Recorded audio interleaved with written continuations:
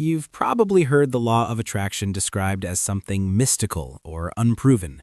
But when you strip away the language, what remains is not magic. It's pattern recognition, behavior, attention, and expectation. And those elements are deeply studied in psychology, neuroscience, and behavioral science. At its core, what people call the law of attraction is about how your brain filters reality. You are constantly surrounded by more information than you can process. Your brain decides what matters based on relevance, expectation, and emotional priority. This process happens automatically, long before conscious thought. When you expect something to happen, your brain prepares for it. This is known as predictive processing. Your nervous system makes internal predictions about the world, then adjusts your perception and behavior to confirm those predictions. You don't see reality as it is, you see it as your brain expects it to be. This is why expectations matter more than intentions.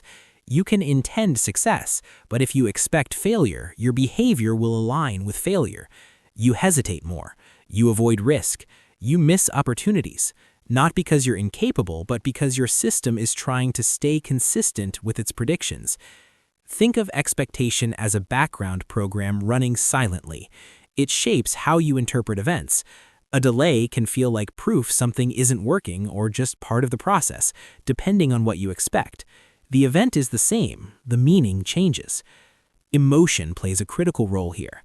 Your emotional state influences how your brain allocates attention. Stress narrows perception. Calm broadens it. When you're anxious, you notice threats.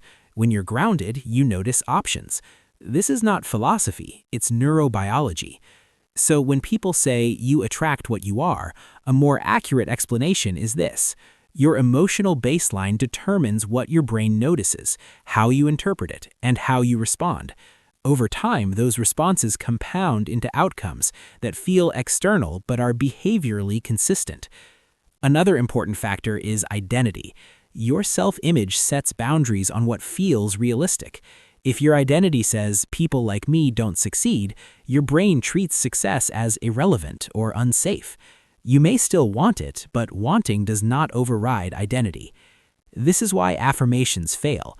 Repeating a sentence doesn't change prediction systems. Evidence does. Your brain updates expectations based on repeated experience, not words.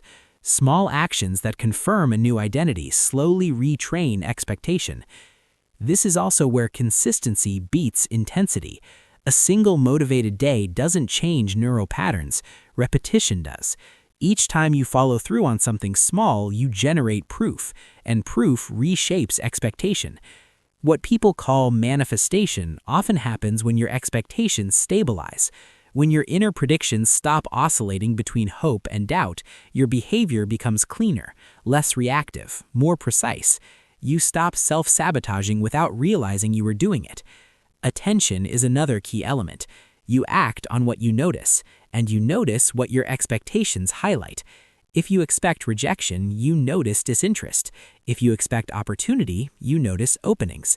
The environment hasn't changed, your filter has. This is why comparison is so damaging.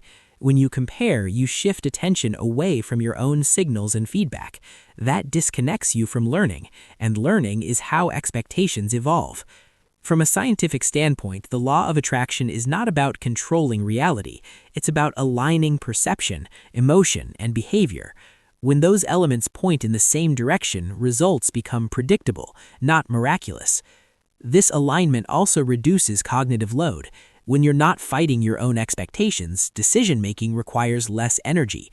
You experience this as clarity, focus, flow, but it's simply efficiency. Over time, this creates a feedback loop. Better decisions lead to better outcomes. Better outcomes reinforce expectation. Expectation shapes future behavior, and the cycle strengthens. This explains why two people can face identical circumstances and experience completely different results. Not because one is lucky, but because their internal prediction systems differ. Understanding this removes blame and superstition. You're not being punished. You're not failing to believe hard enough. You're interacting with systems that respond to consistency, not desire. The practical application is simple but demanding. Observe your expectations, regulate your emotional baseline, and create small evidence through action. That's how you reprogram prediction. So if this explanation shifted the way you see the law of attraction, use this moment intentionally. When you like this video, you reinforce the kind of content your attention is trained to seek. When you subscribe, you align yourself with ideas that help you think more clearly and act more deliberately. And when you share this video, you participate in the same feedback loop you just learned about, attention shaping outcomes.